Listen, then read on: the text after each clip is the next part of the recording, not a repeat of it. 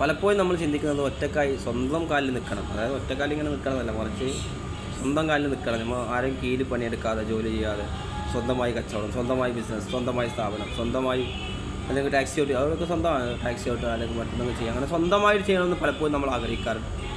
എന്നാലും എന്തൊക്കെയോ കാരണങ്ങൾ കൊണ്ടോ, അല്ലെങ്കിൽ നമുക്ക് കുറച്ചൊരു തീരുമാനം എടുക്കാൻ പറ്റാത്തത് കൊണ്ടോ, അല്ലെങ്കിൽ ഒരു ധൈര്യക്കുറവ്, അല്ലെങ്കിൽ ഒരു റിസ്ക് എടുക്കുക, അതിലൊരു ഇതൊക്കെ ചെയ്യുമ്പോൾ ഒരു റിസ്ക് ഉണ്ട്, അല്ലെങ്കിൽ റിസ്ക് എടുക്കാൻ മടി.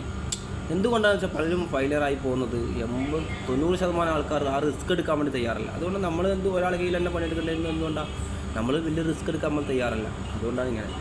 മറിച്ച് എൻ്റെ കുത്തുവാക്ക് കേൾക്കാൻ പറ്റില്ല, അല്ലെങ്കിൽ ഒരാൾ വിഷമിപ്പിക്കുന്ന വർത്താനം കേൾക്കാൻ പറ്റില്ല, ഒരാളെ കളിയാക്കൽ, അല്ലെങ്കിൽ മാനേജറെ, അല്ലെങ്കിൽ ബോസിൻ്റെ, അല്ലെങ്കിൽ നമ്മളെ കാൽ മുമ്പുള്ള സ്ഥാപനത്തിൽ ഒരുപാട് കാലം എക്സ്പീരിയൻസ് ഉള്ള ഒരാളുടെ വാക്കോ അയാളുടെ പ്രവൃത്തിയൊന്നും ഇഷ്ടപ്പെടുന്നില്ല.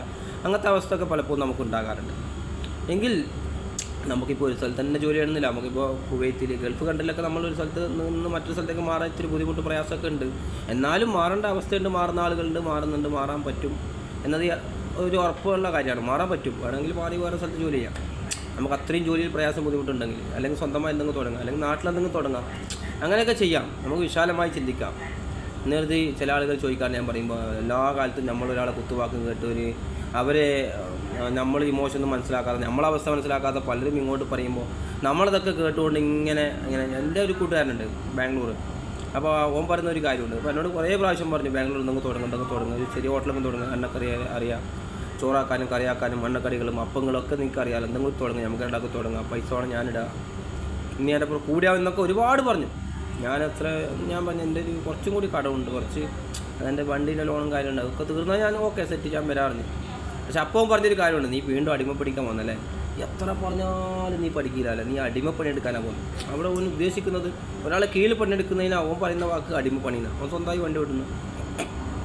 അപ്പോൾ നമ്മൾ മറ്റൊരാളെ കീഴിൽ പണിയെടുക്കുമ്പോൾ ചെറിയ പ്രയാസപ്പെടലുകളും ചെറിയ ബുദ്ധിമുട്ടുകളും അതിൻ്റെ ചില വാക്കുകൾ കേൾക്കേണ്ടി വരും, ചില പ്രയാസപ്പെടുത്തലുകൾ ചില ഭാഗത്തുനിന്നുണ്ടാവും. അതൊക്കെ നമ്മൾ സഹിക്കേണ്ട, തരണം ചെയ്യേണ്ടി വരും. അല്ലെങ്കിൽ നമുക്ക് വിശാലമായി ചിന്തിച്ച്, ഭൂമി വിശാലമാണ്, ദുനിയാവിൻ്റെ ഏതറ്റത്ത് നമുക്ക് പോകാം, എവിടെയും പണിയെടുക്കാം, ഒരേ സ്ഥലത്ത് തന്നെ പണിയെടുക്കാമെന്ന് നമുക്ക് ഒരു നിർബന്ധമില്ല. മാറി പണിയെടുക്കാം, 1 വർഷം 1.5 വർഷമൊക്കെ ആയാലും മറ്റൊരു സ്ഥലത്ത് പോയി പണിയെടുക്കാം. അതുപോലെ നാട്ടിലാണെങ്കിൽ മറ്റൊരു സ്ഥലത്ത് പണിയെടുക്കാം, അല്ലെങ്കിൽ സ്വന്തമായി എന്തെങ്കിലും തുടങ്ങാം, ഓൺലൈനിൽ തുടങ്ങാം, ഓഫ്ലൈനിൽ തുടങ്ങാം, സ്വന്തമായി സ്ഥാപനം തുടങ്ങാം. അതൊക്കെ വിശാലമായി ചിന്തിക്കുകയും അതിനുവേണ്ടി പണം സ്വരൂപിക്കുകയൊക്കെ ചെയ്യാം. എന്നിട്ട് നമുക്ക് മനസ്സിന് തൃപ്തിപ്പെടുന്ന സംതൃപ്തമായ ഒരു ജോലിയിലേക്ക് നമുക്ക് പ്രവേശിക്കുന്നതിന് യാതൊരു പ്രശ്നവുമില്ല, അതിന് യാതൊരു തടസ്സവുമില്ല. തടസ്സം നമ്മൾ മാത്രമാണ് തടസ്സം. നമ്മൾ ഉഷാറാകാത്തത് എന്തുകൊണ്ടാണ്? നമ്മൾ തന്നെ ചില കാര്യങ്ങൾ കൊണ്ട് പിടിച്ചു വെച്ചിരിക്കുക. എനിക്ക് പൈസ അധികം വാങ്ങിയിട്ടുണ്ടാവും ക്യാഷ് മുതലാളിയോട്, അല്ലെങ്കിൽ വേറെ എന്തെങ്കിലും രീതിയിൽ ഇടപാടുണ്ടാവും, അല്ലെങ്കിൽ എന്തെങ്കിലും ബുദ്ധിമുട്ട് ഇടുന്ന് പോയ വേറെ സ്ഥലത്ത് പണിയിട്ടാൻ അങ്ങനത്തെ ചിന്ത ഉണ്ട്. അതൊന്നും വേണ്ട. നമ്മളെ കഴിവ്